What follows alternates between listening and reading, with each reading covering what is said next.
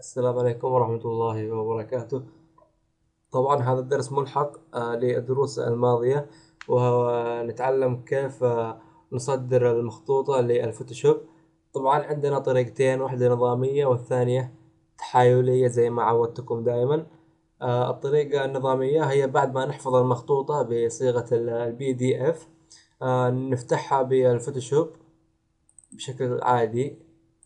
نضغط على المخطوطة ثم نضغط OK وموافق، وهذه هي المخطوطة نسحبها على التصميم ونقدر نستخدمها بكل سهولة. هذه هي الطريقة الأولى. طبعا هذه الطريقة النظامية. في طريقة ثانية أنا أعتبرها تحايلية، يعني ما يحتاج أحفظ المخطوطة ولا يحتاج إني أتعب نفسي في كثير من الأمور، خصوصا إذا كنت أنا مستعجل.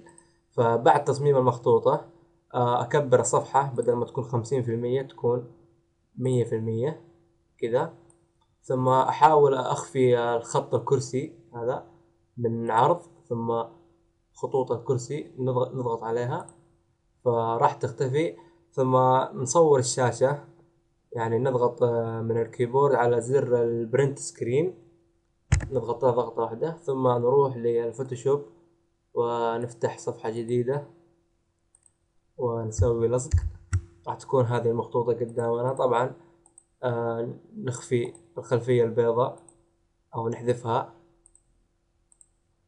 وبعد ما نحذفها نحددها هذا الشكل ثم نسحبها للتصميم فتصير هذه المخطوطة. والسلام عليكم ورحمة الله وبركاته.